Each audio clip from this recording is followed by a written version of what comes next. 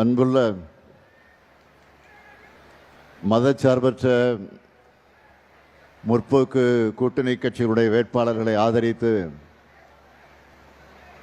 நடைபெற்றுக் கொண்டிருக்கக்கூடிய இந்த மாபெரும் பொதுக்கூட்டத்திற்கு தலைமையேற்றிருக்கக்கூடிய இங்கே துவக்கத்தில் வரவேற்புரை நல்கியிருக்கக்கூடிய ஈரோடு தெற்கு மாவட்ட கழகத்தினுடைய செயலாளர் மாண்புமிகு அமைச்சர் முத்துசாமி அவர்களே, இந்த நிகழ்ச்சிகளை கலந்து கொண்டு சிறப்பித்துக் கொண்டிருக்கக்கூடிய இந்திய கம்யூனிஸ்ட் கட்சியினுடைய முன்னாள் மாநில செயலாளரும் அந்த இயக்கத்தினுடைய முன்னோடிகளில் ஒருவராக விளங்கி கொண்டிருக்கக்கூடிய என்னுடைய பெருமதிப்பிற்குரிய தோழர் முத்தரசன் அவர்களே, கழகத்தினுடைய துணை பொதுச் செயலாளர் திரு அந்தியூர் செல்வராஜ் அவர்களே, துணை பொதுச் செயலாளர் மாண்புமிகு அமைச்சர் மு.பி. சாமிநாதன் அவர்களே, ஈரோடு மாவட்ட கழகத்தினுடைய செயலாளர்கள் தோப்பு வெங்கடாசலம் அவர்களே, நல்ல சிவம் அவர்களே, கரூர் மாவட்ட கழகத்துடைய செயலாளர்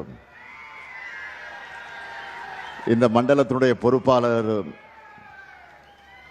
அருமை சகோதரர் செந்தில் பாலாஜி அவர்களே, நாடாளுமன்ற உறுப்பினர் பிரகாஷ் அவர்களே,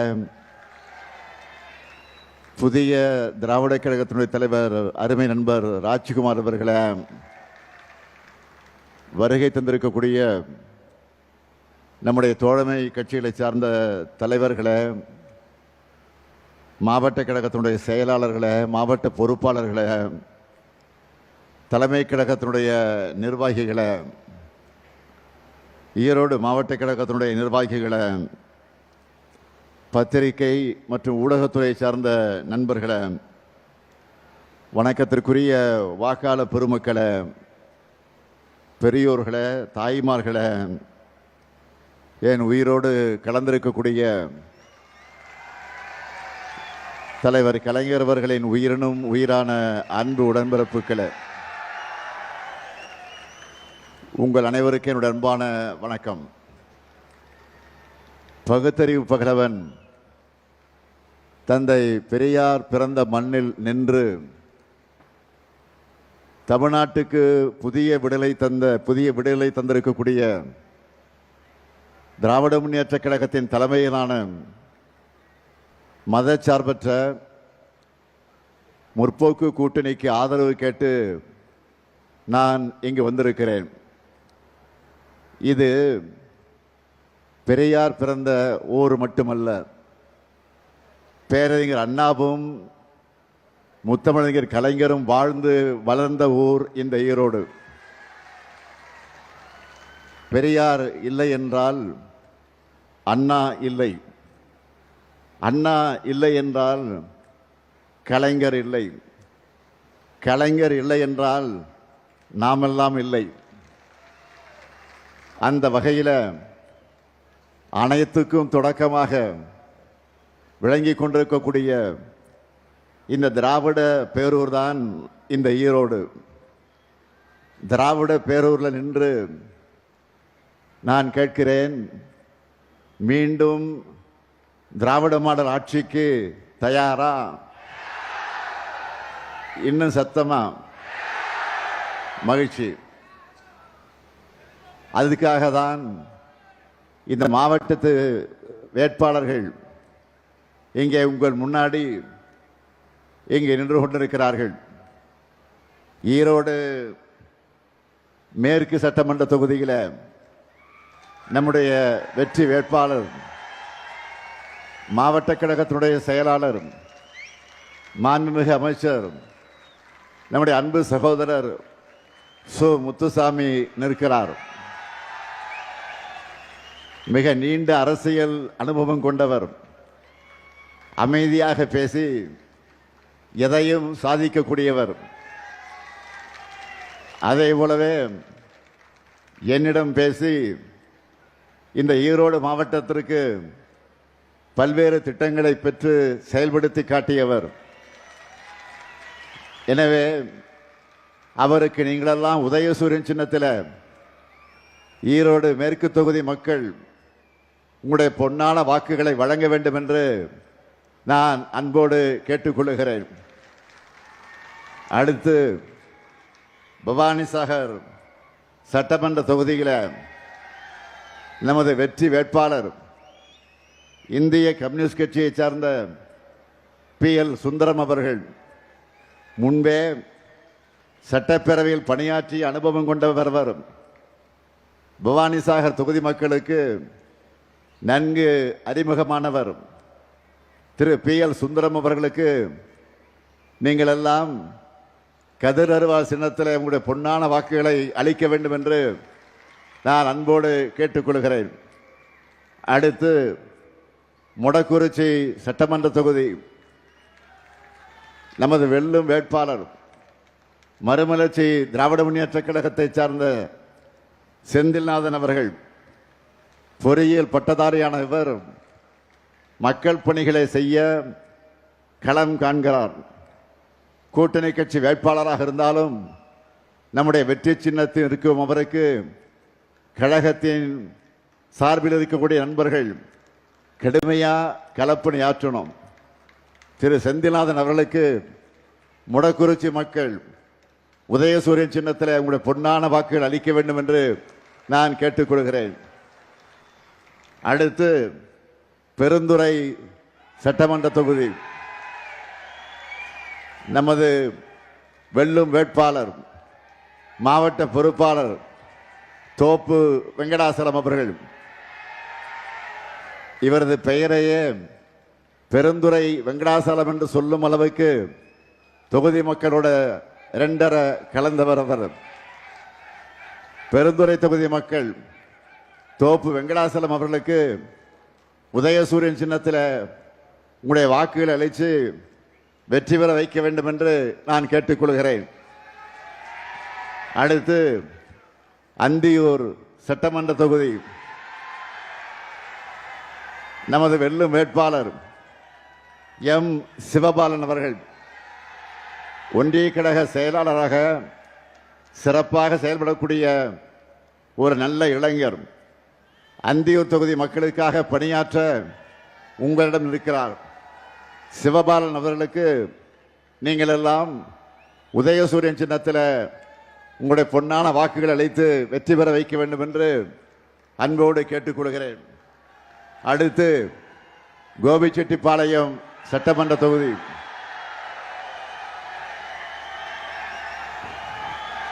நமது வெல்லும் வேட்பாளர் மாவட்ட செயலாளர் சகோதரர் என் நல்ல சிவம் அவர்கள்.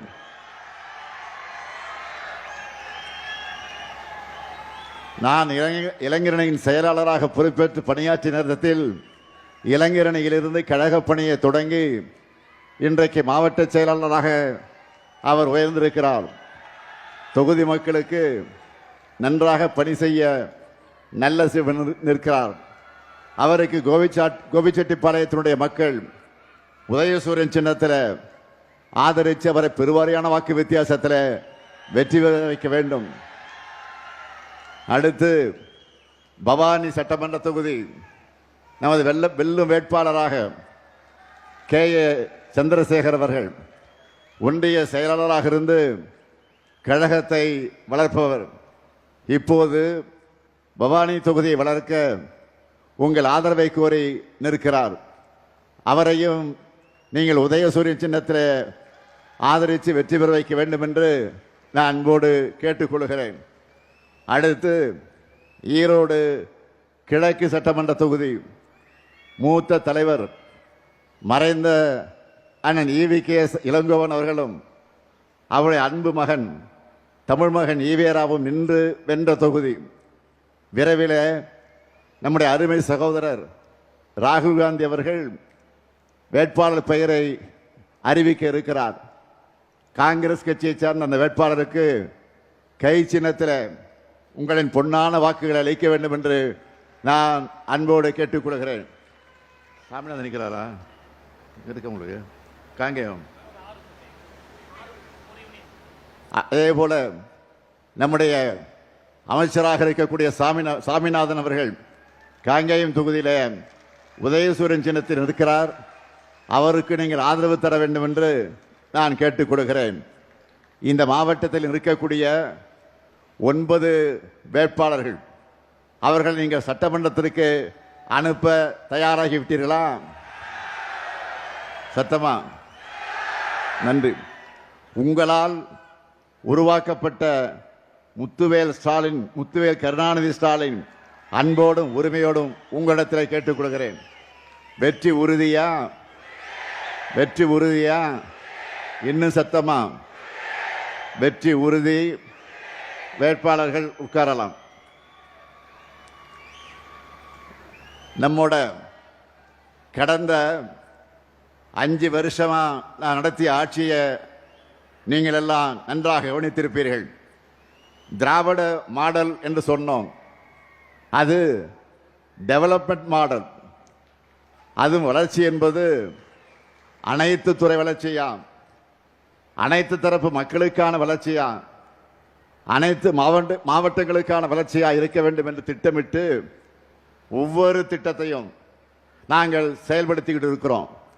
அந்த வகையில் நம்ம ஈரோடு மாவட்டத்திற்கு செய்யப்பட்டிருக்கக்கூடிய திட்டங்கள்ல சிலவற்றை மட்டும்தான் வெறும் தலைப்புச் செய்திகளாக உங்களுக்கு நான் நினைவுபடுத்த விரும்புகிறேன்.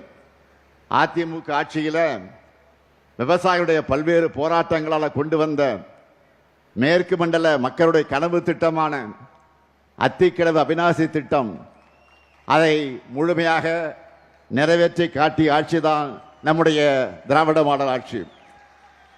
ஆட்சிக்கு வந்த அடுத்த ஆண்டு ஈரோட்டில் மஞ்சள் ஆராய்ச்சி மையத்தை திறந்து வச்சேன். ஈரோடு மக்களுடைய 20 ஆண்டு கால கோரிக்கையை நிறைவேற்ற சிக்கைய நாயக்கர் தனியார் கல்லூரியை அரசு கல்லூரியாக மாற்றி இன்றைக்கு இருக்கிறோம். ஈரோடு மாநகராட்சி பேருந்து நிலையம், அதேபோல் பவானிசாகர் மற்றும் அந்தியூர் பகுதியில் அணை கட்டுறதுக்காக நிலம் கொடுத்தவங்களுடைய என்ஜிஓ நிலங்களை நிபந்தனை பட்டாக்களை அயன் பட்டாக்களாக மாற்றி நீண்ட நாள் கோரிக்கையை நிறைவேற்றி தந்தவர்கள் தான் திராவிட மாடல் ஆட்சி. நாட்டுக்காகவும் நாட்டு மக்களுக்காகவும் உழைச்ச தலைவர்களை போற்றி நினைவு சின்னங்கள் அமைச்ச அந்த மரியாதையை செலுத்துறதுல திமுக அரசுக்கு இணையா எந்த அரசையும் நான் சொல்ல முடியாது. அதற்கு எடுத்துக்காட்டுத்தான் ஜெயராமபுரத்தில் விடுதலை போராட்ட வீரர் பொல்லான் அவர்களுக்கு முழு உருவச்சிலையோடு அரங்கம் கட்டியிருக்கிறோம். அதேபோல் அரச்சலூர் ஓடா நிலையில் விடுதலை போராட்ட மாவீரர் தீரன் சின்னமலை அவர்களுக்கு குதிரை மேல் அமர்ந்துள்ள வெண்கல சிலையை அமைச்சிருக்கிறோம். முழுக்கந்துறையில் உத்தம தியாகி ஐயா MA ஈஸ்வரன் அவர்களுக்கு முழு உருவ சிலையோடு அரங்கத்தை திறந்து வைத்திருக்கிறோம். சித்தோடு ஆவின் வளாகத்தில் பால் வளர்த்த தந்தையாக விளங்கிய SK பரமசிவம் அவர்களுக்கு முழு உருவ சிலையை திறந்து வச்சிருக்கிறோம். அட்டவணை பிடாரியூரில் விடுதலை போராட்ட வீரர் குடிகாத்த குமரன் அவர்களுக்கு முழு உருவச்சிலையோட அரங்கம் அமைச்சு அதை கட்டி வைத்திருக்கிறோம். அந்தியூரில் அரசு கலை மற்றும் அறிவியல் கல்லூரியை தொடங்கி இருக்கிறோம். தாளவாடியில் அரசு மற்றும் கலை மற்றும் கல்லூரியை தொடங்கி இருக்கிறோம். ஈரோடு, சத்தியமங்கலம் மற்றும் கோபிச்செட்டிப்பாளையத்தில் அறிவுசார் மையங்களை அமைக்கவிருக்கிறோம். பேரூராட்சிகள் சார்பில் 70 பூங்காக்கள் அமைச்சிருக்கிறோம். ஈரோட்டில் மாவட்ட ஆட்சியர் அலுவலகம் கூடுதல் கட்டடம், அரசு மருத்துவமனை கட்டடம், மத்திய பேருந்து நிலையத்தில் வணிக வளாகம், தனி மார்க்கெட், காளை மாடு சில வணிக வளாகம், கால்நடை மருத்துவமனை, வஉசி பூங்கா மைதானத்தில் செயற்கை இழை ஓடுதலாம், அரசினர் பொறியியல் கல்லூரியில் உள் விளையாட்டு அரங்கம், சித்தோடு ஒழுங்குமுறை விற்பனை கூடம், முடக்குறிச்சி கூட்டு குடிநீர் திட்டம், பெருந்துறை கூட்டு குடிநீர் திட்டம், சென்னிமலை கூட்டு குடிநீர் திட்டம், சென்னிமலை சுப்பிரமணிய சுவாமி திருக்கோயில் மலைப்பாதை தார் சாலையாக ஆக்கியிருக்கிறோம். அடிவாரத்தில் பேருந்து காத்திருப்பு கூடம், இப்படி பலவற்றை அமைச்சிருக்கிறோம். இது மட்டுமல்ல, பவானி ஆற்றின் குறுக்கே 8 தடுப்பு அணைகளை ஏற்படுத்தியிருக்கிறோம். அந்தியூர் தேனிமடுவு பள்ளத்தின் குறுக்கே தடுப்பணை கட்டப்பட இருக்கு. கங்காபுரத்தில் நியோ டைடல் பார்க் வர இருக்கு. இன்னும் லிஸ்ட் இடத்துல பெருசா இருக்கு. இப்படி வேளாண்மை, உட்கட்டமைப்பு, தகவல் தொழில்நுட்பம், கல்வின்னு எல்லா துறைகளையும் உங்களுக்கான வளர்ச்சி திட்டங்களை நிறைவேற்றி கொடுத்திருக்கக்கூடிய உரிமையோட, அந்த பெருமையோட உங்களிடத்தில் நான் கம்பீரமாக உரிமையோடு வாக்கு கேட்க வந்திருக்கிறேன். நம்ம எதிர்த்து வாக்கு கேட்கிறவங்க நாம என்ன செஞ்சோம் என்று மக்களுக்கு என கேட்கிறாங்களா, அதை சொல்லி கேட்கிறாங்களா? அதை பார்க்கும்போது கேட்கும்போது நமக்கு சிரிப்பாக தான் இருக்கு.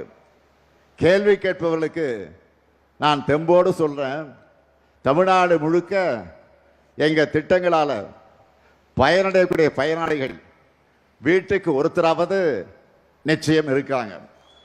அவங்க சொல்வாங்க, உங்களுக்கு இந்த திராவிட மாடல் அரசு என்ன செஞ்சது என்று ஒவ்வொரு திட்டத்தையும் உன்னிப்பாக கவனித்து எல்லாருக்கும் திட்டங்களை நிறைவேற்றிட்டு இருக்கிறோம். சுருக்கமாக சிலதை மட்டும் நான் சொல்ல விரும்புகிறேன். 1,31,00,000 மகளிருக்கு மாதந்தோறும் 1000 ரூபாய் உரிமை தொகை. மகளிருக்கு கட்டணமில்லா விடியல் பயண திட்டம். கல்லூரி மாணவியருக்கு மாதந்தோறும் 1000 ரூபாய் வழங்கக்கூடிய புதுமை பெண் திட்டம். அதேபோல் மாணவர்களுக்கு தமிழ் புதல்வன் திட்டம். மகளிர் பாதுகாப்பாக தங்குவதற்கு தோழி விடுதிகள்.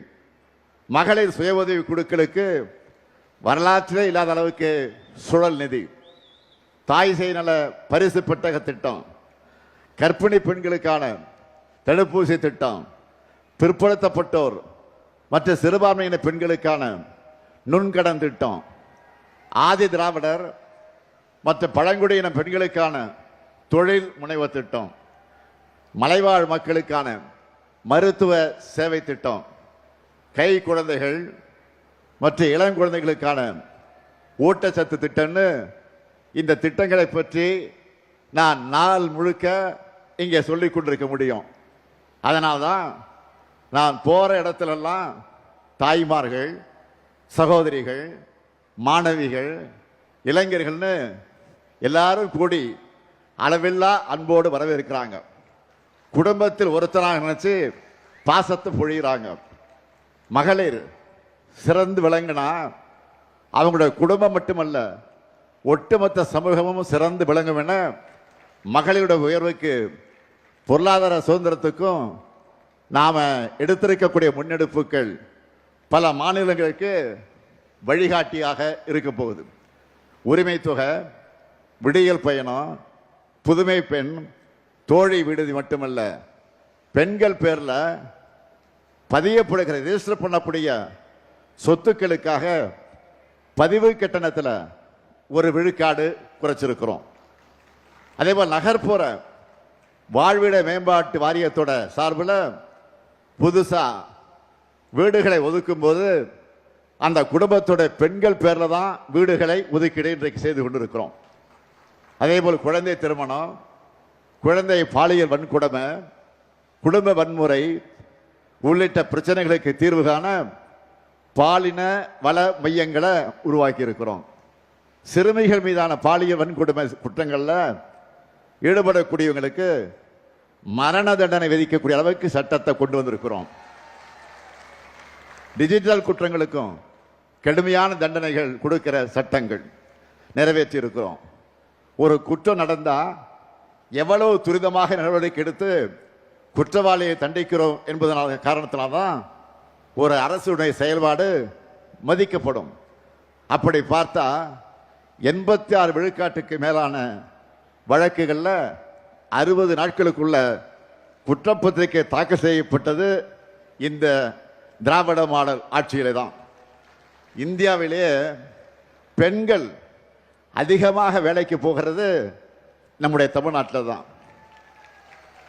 இந்த சட்டம் ஒழுங்கா சரியாக இருக்கு, பெண்கள் பாதுகாப்பாக இருக்கிறாங்க, அதனால தைரியமாக வேலைக்கு போகிறாங்க. ஏராளமான தொழிற்சாலைகளும் தமிழ்நாட்டை நோக்கி வந்து கொண்டிருக்கிறாங்க.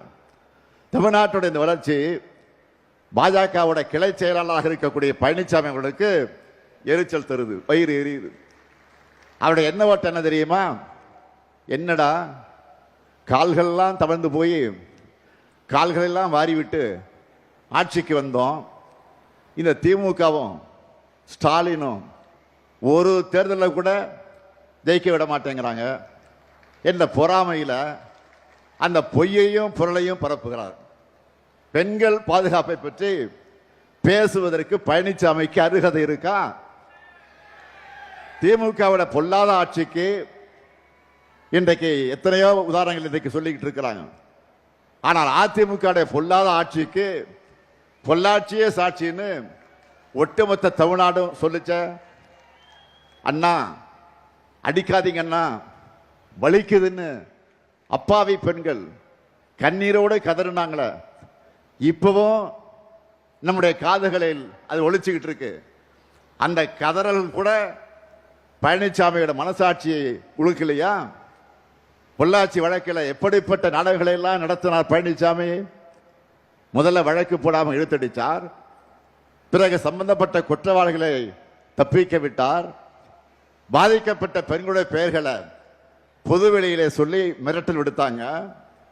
ஆனா அந்த வழக்கையும் முறையாக நடத்தி குற்றவாளிகளுக்கு ஆயுள் தண்டனை வாங்கி தந்து 85 லட்சம் ரூபாய் இழப்பீட்டையும் இன்றைக்கு வாங்கி தந்த ஆட்சி தான் திராவிட மாடல் ஆட்சி. பொள்ளாச்சி வழக்கு மட்டுமா? ஒரு பெண் எஸ்பிக்கு பாலியல் தொல்லை யார் கொடுத்தார்? டிஜிபி கொடுத்திருக்கிறார். அதை பாதுகாத்தது யார்? இப்போ எதிர்க்கட்சி தலைவராக அன்றைக்கு முதலமைச்சராக இருந்த பழனிசாமி தானே. அந்த பெண் எஸ்பிய வழிமறிச்சு ஒரு டிஜிபியே மிரட்டினது பழனிசாமி ஆட்சியில் தானே. இந்த வழக்கில் கூட தண்டனை வாங்கி கொடுத்தது நம்ம ஆட்சியில் தான். இதெல்லாம் மட்டுமல்ல, பெண்களுக்கு எதிரான குற்றங்களும் அதிமுக ஆட்சிகளுக்கும் பெரிய ஹிஸ்டரியே இருக்கு. தருமபுரியில் பேருந்துல 3 மாணவிகள் எரிக்கப்பட்டாங்களே, பெண் ஐஏஎஸ் மீது ஆசிட் வீச்சுன்னு பெண்களுக்கு எதிராக அதிமுக செஞ்சிருக்கக்கூடிய படுபாதகங்களை பெரிய லிஸ்டே போடலாம். ஆனா பெண்களுக்கு எதிரான குற்றங்களுக்கு மரண தண்டனை கொடுக்கும் அளவுக்கு சட்டங்களை நிறைவேற்றி இருக்கக்கூடிய நம்முடைய ஆட்சி தான் திராவிட மாடல் அரசு. பெண்களுடைய பாதுகாப்பு கேள்விக்குறியானது பழனிசாமி ஆட்சியில். பெண்களை பாதுகாத்து கல்லூரிகளுக்கும் வேலைகளுக்கும் அனுப்பி வச்சு தலைநிமிர வச்சு உற்றத்தோடாக இருக்கிறது திராவிட மாடல் ஆட்சி தான். இந்த உண்மைகளை எல்லாம் பொய் செய்திகளையும் அவதூறுகளையும் பரப்பி மறைக்கலாம், திசை திருப்பலாம் என்று கருதி பாஜகவோட என்டி ஆட்சியை கொண்டு வந்து தமிழ்நாட்டை கபலீகரம் செஞ்சிடலான்னு கற்பனை கோட்டையில இன்றைக்கு அவர் உலா வந்து கொண்டிருக்கிறார். தன்னுடைய அரசோட சாதனைகளை சொல்ல பழனிசாமி கிட்ட எதுவும் இல்லை. தமிழ்நாட்டுக்கு எலெக்ஷன் டூர் வர வந்து கொண்டிருக்கக்கூடிய பிரதமர்கிட்டையும் எதுவும் கிடையாது. சாதனைன்னு சொல்லிக்கலாம்னு நினைச்சா என்ன சொல்லலாம்? மதுரை எய்ம்ஸ் செங்கல் செங்கலா கட்டிக்கிட்டு இருக்கிறாங்க, அதுதான் சாதனை. அவங்க கிட்ட சாதனை லிஸ்டே இல்லை. ஆனா நம்ம கிட்ட துரோக லிஸ்ட் இருக்கு, அவங்களுடைய துரோக லிஸ்ட் இருக்கு. சொல்லட்டுமா? நீட் துரோகம், மெட்ரோ ரயில் திட்டங்களை தராம துரோகம், 100 நாள் வேலை திட்டத்தை ஒழிச்ச துரோகம், சிறுபான்மையினருக்கு சிஏஏ சட்டம் கொண்டு வந்த துரோகம், விவசாயிகளுக்கு வேளாண் சட்ட துரோகம், அமெரிக்க வரி விதிப்பால நெசவாளர்களை காப்பாற்ற தவறிய துரோகம், மேற்காசிய போர்ல சிறு குறு நடுத்தர தொழில் நிறுவனங்களை முடங்க வச்சிருக்கக்கூடிய துரோகம், இந்தி மொழியை திணிக்க நம்ம குழந்தைகளுக்கு வந்து சேர வேண்டிய கல்வி நிதியை தராத துரோகம், ஜிஎஸ்டி இழப்பீடு அந்த துரோகம், மாநில உரிமைகளை பறிக்கிற துரோகம்னு இப்படி துரோகங்களின் முழு உருவமாக இருப்பதுதான் பழனிசாமியும் அவருடைய கூட்டாளிகளும் பாஜகவும். குற்றங்களுக்கு மேல் குற்றங்கள் செஞ்சுட்டு தமிழ்நாட்டு மக்கள் முன்னாடி குற்றவாளி கூண்டில் வந்து நின்றுகிட்டு இருப்பது யார்? என்டிஏ கூட்டாளிகள். மதச்சார்பற்ற முற்போக்கு கூட்டணி அமைச்சோம். இங்க அண்ணன் முத்தரசன் வந்திருக்கிறாரு. கொள்கை மாறாம இன்றைக்கு நாங்கள் பயணம் செஞ்சுக்கிட்டு இருக்கிறோம். எப்படிப்பட்ட பயணம்? மாநில உரிமைகளை காக்க, தமிழை உயர்த்த, இனமான உணவை போற்ற, தமிழ்நாட்டின் தனித்துவத்தை காப்பதற்கு கொள்கைகளால் நாங்கள் உண்டு சென்றிருக்கிறோம். ஆனால் என்டிஏ கூட்டணியை பாருங்க. 2016 அமித்ஷா என்ன சொன்னாரு? அதிமுக அமைச்சரவை தான் ஊழல்வாதிகள் நிறைஞ்ச அமைச்சரவைன்னு சொன்னார். ஆனால் அந்த ஊழல் கூட்டம் மொத்தமும் இப்போ அதே அமித்ஷா கூட நிற்குது. சம்பந்திக்கு டெண்டர் கொடுத்த பழனிசாமி தொடங்கி அவர் கூட இருந்த ஒவ்வொரு அமைச்சரும் ஊழல் குற்றவாளிகள் என்பதற்கு உதாரணம் ஒன்றா இரண்டா? குட்கா குற்றவாளி, உள்ளாட்சி டெண்டர் குற்றவாளி, இப்படி ஒரு டஜன் அதிமுக முன்னாள் அமைச்சர்களை சொல்லலாம். அவங்க மட்டுமல்ல, அவங்க கூட கூட்டணி வச்சிருக்கிறாங்களே பாருங்க நீங்க நல்லா. ஒருத்தர் தேர்தல் ஆணையத்துக்கு லஞ்சம் கொடுக்கிற வழக்கில் சிக்கினவர், இன்னொருத்தர் மருத்துவக் கல்லூரிக்கு அனுமதி கொடுக்கிறதுல மாட்டினவர். உதிரிகளை பத்தி எல்லாம் நான் சொல்லணுமா? இப்படி குற்றவாளி கூண்டல இருக்க வேண்டியவங்க கூட்டணியா வந்து இன்றைக்கு தமிழ்நாட்டு மக்களை ஏமாத்த பார்க்கிறாங்க. ஆனா தமிழ்நாட்டு மக்கள் தான் அவங்களுக்கு ஏமாற்றத்தை தர போறாங்க. இந்த மேடையிலிருந்து சொல்லுகிறேன், என்டிஏ எனும் துரோக கூட்டணியை தமிழ்நாட்டு மக்கள் ஏப்ரல் 23ஆம் நாள் நிச்சயம் தூக்கி எறிவாங்க. அது உறுதி உறுதி. டபுள் இன்ஜினாவது டப்பா இன்ஜினாவது தமிழ்நாட்டை வீழ்த்தணும் என்ற எண்ணத்தோடு நுழைய நினைச்சா தடம் புரளர் மாதிரி விரட்டணும். நம்முடைய போராட்டம் திமுகவுடைய வெற்றிக்காக மட்டுமல்ல, கூட்டணியுடைய வெற்றிக்காக மட்டுமல்ல, ஒட்டுமொத்த தமிழ்நாட்டுடைய வெற்றிக்காக மறந்து விடாதீர்கள். எனவே தாய் தமிழ்நாட்டை காக்க அனைவரும் திராவிட முன்னேற்ற கழகத்தின் தலைமையிலான மதச்சார்பற்ற முற்போக்கு கூட்டணியை நீங்கள் ஆதரிக்கணும் என்று அன்போடு கேட்கிறேன், உரிமையோடு கேட்கிறேன். ஏன் கலைஞரின் மகனாக என்று கேட்கிறேன். ஈரோடு மேற்கு சட்டமன்ற தொகுதியில் நம்முடைய முத்துசாமி அவர்களுக்கு உதயசூரியன் சின்னத்திலும், அதேபோல் பவானிசாகர் சட்டமன்ற தொகுதியில் இந்திய கம்யூனிஸ்ட் கட்சியை சார்ந்த PL சுந்தரம் அவர்களுக்கு கதிர் அருவாள் சின்னத்திலையும், முடக்குறிச்சி சட்டமன்ற தொகுதியில் மதிமுகவை சார்ந்த செந்தில்நாதன் அவர்களுக்கு உதயசூரியன் சின்னத்திலையும், பெருந்துறை சட்டமன்ற தொகுதியில் தோப்பு வெங்கடாசலம் அவர்களுக்கு உதயசூரியன் சின்னத்திலையும், அந்தியூர் சட்டமன்ற தொகுதியில் M சிவபாலன் அவர்களுக்கும், கோபிச்செட்டிப்பாளையம் சட்டமன்ற தொகுதி N நல்லசிவம் அவர்களுக்கும், பவானி சட்டமன்ற தொகுதியில் நமது வெல்லும் வேட்பாளர் K சந்திரசேகரன் அவர்களுக்கும் உதயசூரியன் சின்னத்தில் நீங்கள் எல்லாம் ஆதரவளிக்கணும்.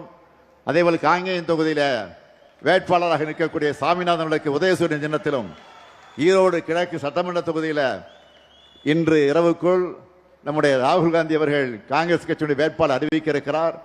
காங்கிரஸ் கட்சி சார்ந்த அந்த வேட்பாளருக்கும் நீங்கள் கை சின்னத்தில் உங்களுடைய வாக்குகளை வழங்கி பெருவாரியான வாக்கு வித்தியாசத்தில் வெற்றி பெற வைக்க வேண்டும் என்று நான் கேட்டுக்கொள்கிறேன்.